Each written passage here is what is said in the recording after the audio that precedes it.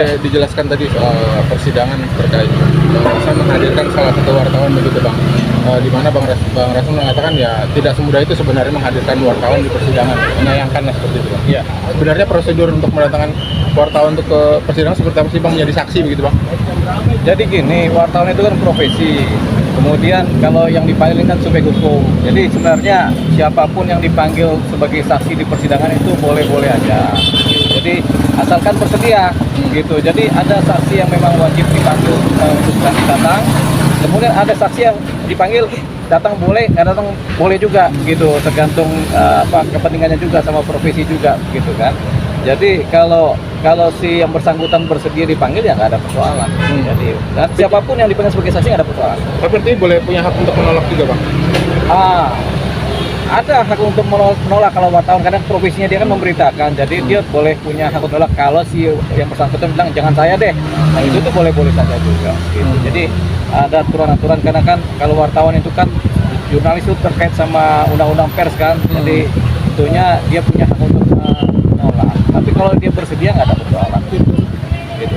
Tapi tadi sempat dibilang Rasman si saksi ini harus melalui prosedur izin yang begitu rumit gitu Bang. Di Dewan Pers? Iya. Nggak ada itu. Harus lewat Pemret dulu, terus ke Dewan Pers. Nggak ada. Yang penting gini, ketika yang bersangkutan setuju untuk menjadi saksi itu nggak ada persoalan. Gitu.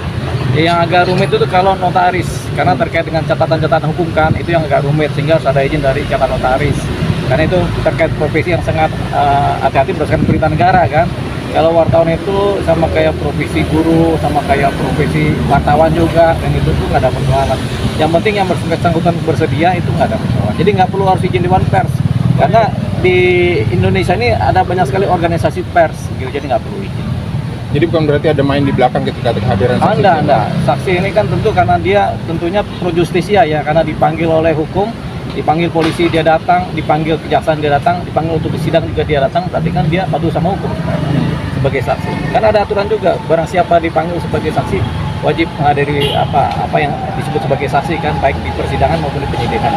Bang, satu lagi Bang Rasman tadi mengaku lebih diuntungkan gitu dengan kesaksian S tadi karena menyatakan kalau Bang Rasman saat jumpa pers itu bertindak sebagai kuasa hukum begitu Bang, yang dimana kuasa hukum itu punya imunitas gitu Bang. Ya, itu relatif ya.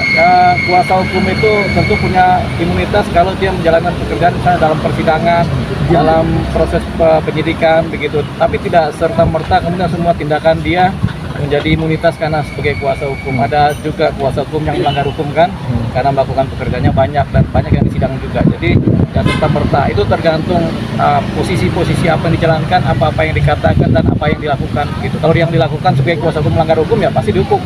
Itu pasti diproses secara hukum kan gitu. Jadi nggak seperti itu yang disebut sebagai imunitas seorang kuasa hukum gitu. Nah, mengenai pertimbangan hasil di sidang bagaimana atau menguntungkan atau merugikan itu yang tahu hakim sebenarnya, yang tahu hakim dan majelis hakim lah yang tahu menguntungkan atau merugikan, karena yang nimbang-nimbang itu hakim gitu. Jadi kita nggak bisa bilang menguntungkan, tidak bisa bilang merugikan juga, yang tahu hakim. Siap. Bang, tadi kata Bang Rasman saksi itu melampaui kewenangannya gitu Bang. Itu maksudnya gimana sih Bang?